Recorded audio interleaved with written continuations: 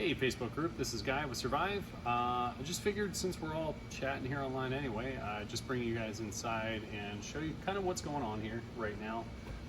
We try and give accurate information as we're wrapping up the GSO 6s and the GSO 3.5s, but things just don't always go the way we'd want.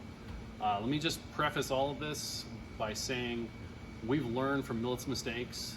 We know how to avoid all of these things in the future and make a much tighter fit and finish knife, and even these are, without it being so tedious and laborious. But so what Ellie and I are doing today, the team is on 410s right now, so we just kind of have a quiet day here. We take Friday, Saturday, and Sunday to catch up on things to keep the shop running. But we're doing here to make sure we're going to have a really nice shipping week next week, and the week after, and the week after is we're fitting some of these parts that were machined before. Again, this is a rerun. We lost 400 of these in the last run when they were ground incorrectly, and so we provided more materials, reran it, paid for that, and you know, we had to scrap out 400 handles from the last spec and all those knives that we were in, and then we have 400 or 500 sheaths that aren't relevant to this new design, where I wanted to update it and make it just a little bit nicer. So we're putting them together. Profile's looking good. The barrel doesn't go through.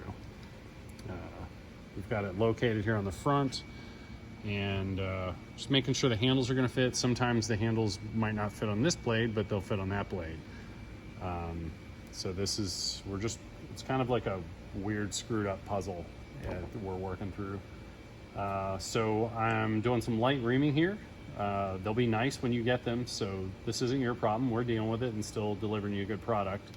But this is also where I haven't felt comfortable offering extra scales, because I know the workmanship from our past service providers and from even here with Millet wasn't up to what I felt comfortable with offering aftermarket things, where I felt like they were reliably going to fit on that blade.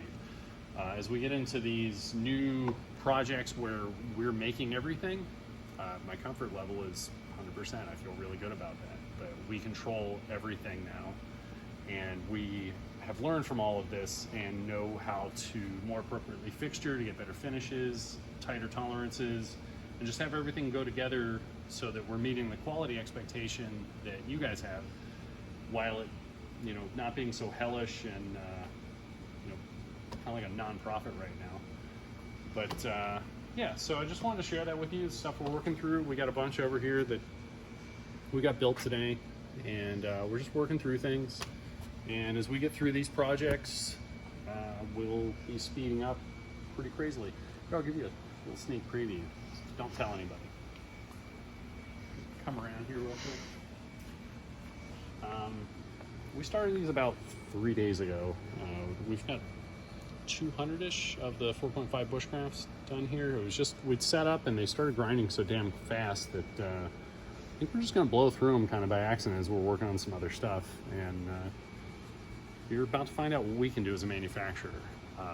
It's exceptional. A couple of you guys with some 12s. It's a similar issue over here. They're bigger, twistier handles. There's a lot more complex curves, and so things went a little more interestingly.